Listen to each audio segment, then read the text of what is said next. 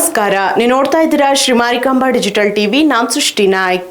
ಕುಮಟಾ ತಾಲೂಕಿನ ಯಳವಳ್ಳಿಯಲ್ಲಿ 15 ಅಡಿ ಉದ್ದದ ಭಾರೀ ಕಾಳಿಂಗ ಸರ್ಪವೊಂದು ತೋಟದಲ್ಲಿ 5 ದಿನಗಳ ಕಾಲ ವಾಸವಿದ್ದು ಆತಂಕ ಸೃಷ್ಟಿಸಿತ್ತು. ಕೊನೆಗೆ ಉರಗತಜ್ಞ ಪವನ್ ನಾಯ್ಕ್ ಸ್ಥಳಕ್ಕೆ ಆಗಮಿಸಿ ಈ ಅಪರೂಪದ ಸರ್ಪವನ್ನು ಸುರಕ್ಷಿತವಾಗಿ ರಕ್ಷಿಸಿ ಕಾಡಿಗೆ ಬಿಟ್ಟಿದ್ದಾರೆ. ಉತ್ತರ ಕನ್ನಡ ಜಿಲ್ಲೆಯಲ್ಲಿ ಇಷ್ಟು ಭಾರವಾದ ಕಾಳಿಂಗ ಸರ್ಪವನ್ನು ರಕ್ಷಿಸಿದ ಘಟನೆಗಳು ಅಪರೂಪವಾಗಿದ್ದು, ಈ ರೆಸ್ಕ್ಯೂ ಆಪರೇಷನ್ ಹೇಗೆ ನಡೆಯಿತು ನೋಡೋಣ ಈ ವರದಿಯಲ್ಲಿ.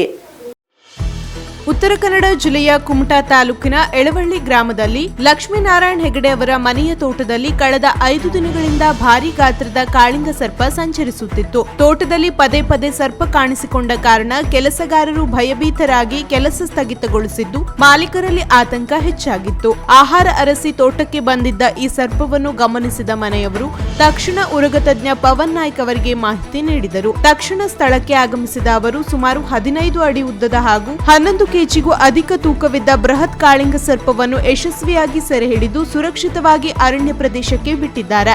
ಇಷ್ಟು ಭಾರವಾದ ಕಾಳಿಂಗ ಸರ್ಪವನ್ನು ಉತ್ತರ ಕನ್ನಡ ಜಿಲ್ಲೆಯಲ್ಲಿ ರಕ್ಷಿಸಿದ ಘಟನೆಗಳು ಅಪರೂಪವಾಗಿದ್ದು, ಪವನ್ ನಾಯ್ಕ್ ಅವರ 16 ವರ್ಷಗಳ ಉರಗ ಸಂರಕ್ಷಣಾ ಸೇವೆಯಲ್ಲಿ ಇದು 100ನೇ ಕಾಳಿಂಗ ರಕ್ಷಣೆ ಎಂಬುದು ವಿಶೇಷವಾಗಿದೆ.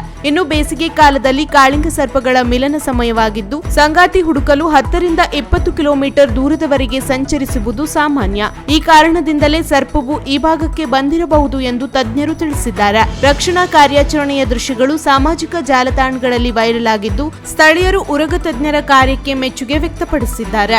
ಒಟ್ಟಿನಲ್ಲಿ ಸಮಯೋಚಿತ ಮಾಹಿತಿ ಮತ್ತು ತಜ್ಞರ ನೆರವಿನಿಂದ ಯಾವುದೇ ಅಪಾಯ ಸಂಭವಿಸದೆ ಭಾರೀ ಸರ್ಪವನ್ನು ಸುರಕ್ಷಿತವಾಗಿ ರಕ್ಷಿಸಿರುವುದು ಗಮನಾರ್ಹವಾಗಿದೆ.